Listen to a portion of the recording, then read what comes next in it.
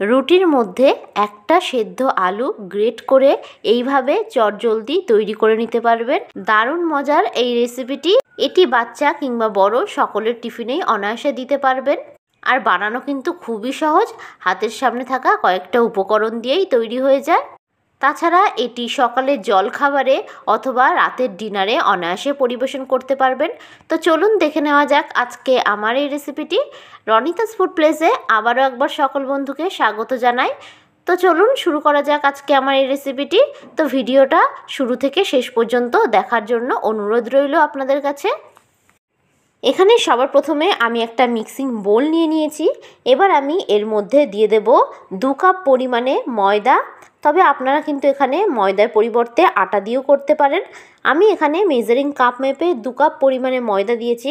তবে আপনাদের হাতের সামনে যদি মেজারিং কাপ না থাকে সেক্ষেত্রে আপনারা বাটি অথবা কাপ মেপেও দিতে পারেন।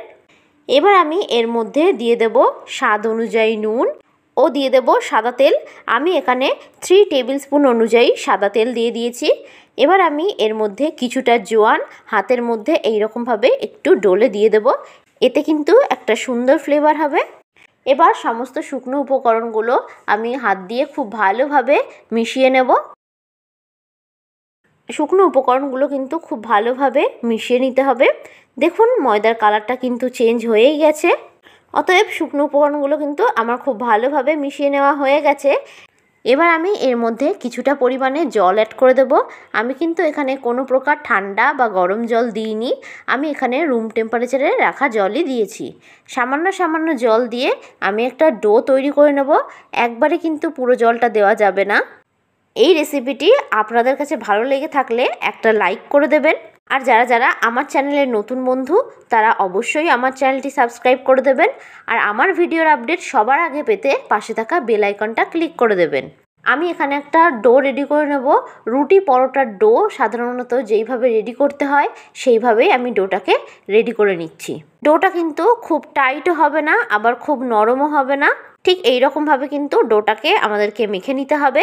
এবার এটাকে ঢাকনা চাপা দিয়ে 30 মিনিটের জন্য আমি রেস্টে রেখে দেব। তবে আপনাদের হাতে সময় কম থাকলে আপনারা সেক্ষেত্রে 15 মিনিটও রাখতে পারেন। এই ফাঁকে আমি অন্যদিকে একটা ফ্রাইং প্যান বসিয়ে দিয়েছি। ফ্রাইং প্যানটা গরম হয়ে গেলে আমি এর মধ্যে বেশ খানিকটা পরিমাণে সাদা তেল দিয়ে দিয়েছি। তেলটা কিন্তু আমার গরম হয়েই গেছে।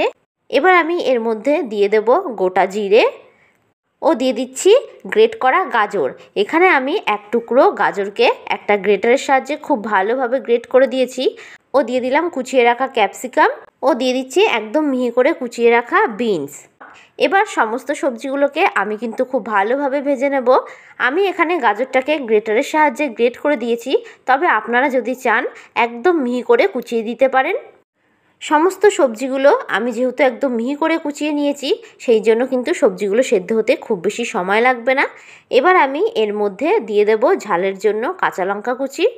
ঝালটা এখানে আপনারা যে যতটা খেতে পছন্দ করবেন সেই অনুযায়ী দেবেন। আপনারা কিন্তু এখানে চাইলে আপনাদের পছন্দ মতন যে কোনো সবজি অ্যাড করে দিতে পারেন। এবার আমি এর মধ্যে কিছু গুঁড়ো মশলা অ্যাড করে দেব। আমি এর মধ্যে খুবই সামান্য পরিমাণে দিয়ে দিচ্ছি লঙ্কার গুঁড়ো ও দিয়ে দিচ্ছি জিরের গুঁড়ো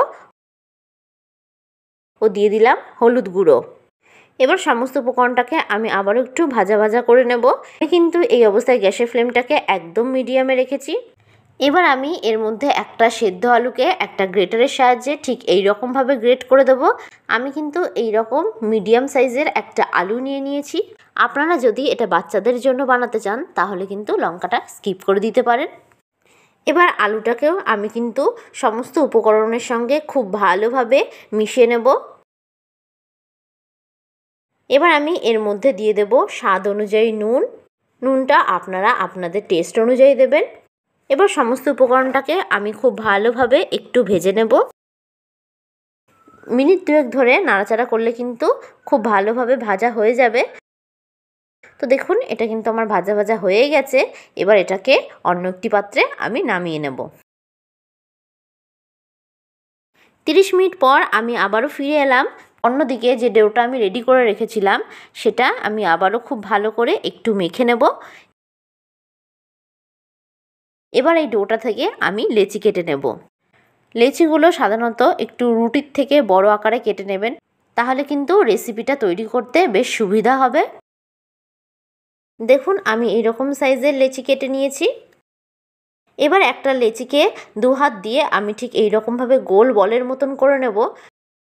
এবার একটা লেচি নিয়ে আমি ঠিক এরকম গোল বলের মতন করে নেব।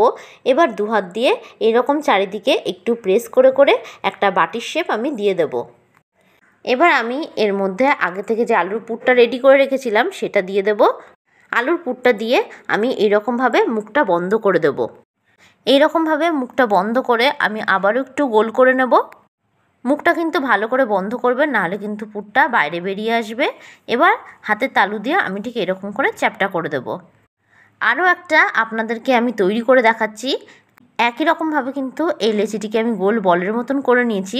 তারপরে 2 হাত দিয়ে প্রেস করে এইরকম বাটির শেপ আমি একটা দিয়ে দিচ্ছি। এবার আমি এর মধ্যে 1 চামচ পুর দিয়ে দেবো। এরকম পদ্ধতিতে কাজটা করবেন, তাহলে দেখবেন কাজটা খুবই সহজ হয়ে যাবে।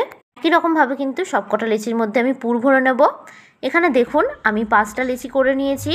আমি যেহেতু এখানে 2 কাপ পরিমাণে ময়দা নিয়েছি, সেই জন্য এখানে 5টা লেচি হয়েছে। তবে আপনারা পরিমাণটা বাড়িয়ে অথবা কমিয়েও করতে পারেন। এবার একটা লেচিকে আমি একটা চপিং বোর্ডের উপর রেখে নিয়েছি। এবার এর উপর থেকে আমি একটু ময়দা দিয়ে দেব। ময়দা দিয়ে ঠিক এইরকমভাবে আমি একটু কোট করে নেব। এবার এটাকে খুব ভালোভাবে আমি বেলে নেব। তবে আপনারা কিন্তু চাইলে আটা অথবা তেল দিয়েও বেলতে পারেন। আমি একটা চপিং বোর্ডের ওপর বেলে নিচ্ছি, আপনারা কিন্তু চাইলে কিচেন স্ল্যাপেও বেলতে পারেন। এবার এটাকে এইরকমভাবে মোটা করে আমি একটু বেলে নেব। খুব বেশি পাতলা করে বেলবেন না, কিন্তু এরকমভাবে একটু মোটা করে বেলে নিতে হবে। আমি আবারও একটা আপনাদেরকে বেলে দেখাচ্ছি। একটু হালকা হাতে চাপ দিয়ে বেলে নেবেন, নাহলে কিন্তু পুরটা বাইরে বেরিয়ে যেতে পারে। অবশ্যই একটু মোটা করে বেলবেন, তাহলে কিন্তু পরোটাগুলো খেতে বেশ ভালো লাগবে। একই রকমভাবে বাদবাকি লিচিগুলোকেও আমি বেলে নেব। দেখুন এটাকেও আমি একটু মোটা করে বেলে নিয়েছি। অন্যদিকে আমি একটা ফ্রাইং প্যান বসিয়ে দিয়েছি। এবার আমি এর মধ্যে একটা পরোটা দিয়ে দেব।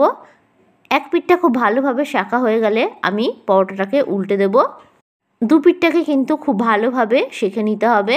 এবার আমি এর উপর থেকে একটু সাদা তেল দিয়ে দেব। সাদা তেল দিয়ে এপিট ওপিট করে 2 পিঠটাকে আমি খুব ভালোভাবে ভেজে নেব। প্রথমে একটু পরোটাগুলি সেঁকে নিয়ে তারপরে তেল দিয়ে ভাজবেন। এতে কিন্তু পরোটাগুলি অনেক সময় ধরে নরম থাকে ও খেতে বেশ ভালো লাগে। ভিডিওটি ভালো লাগলে লাইক করতে ভুলবেন না।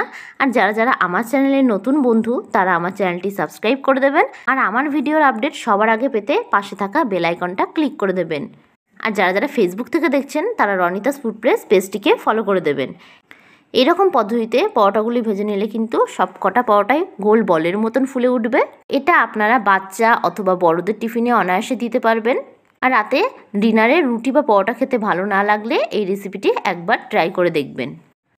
তো ভিডিওটা শেষ পর্যন্ত দেখার জন্য আপনাদেরকে অসংখ্য ধন্যবাদ জানাই। বাদবাকি পরোটাগুলিকেও আমি ঠিক একই রকমভাবে ভেজে নেব। দেখুন পরোটাগুলি কতটা সফট ও নরম হয়েছে। আর পরোটাগুলির মধ্যে কিন্তু একদম পুরে ঠাসা। তো আপনারা এই রেসিপিটি একবার বাড়িতে ট্রাই করে দেখবেন, সকলেরই খুব ভালো লাগবে। রেসিপিটি কেমন লাগলো অবশ্যই কমেন্ট বক্সে জানাতে ভুলবেন না। তো আজকের মতো বিদায় জানালাম। আশা করি আপনারা সকলে ভালো থাকবেন, সুস্থ থাকবেন। ধন্যবাদ।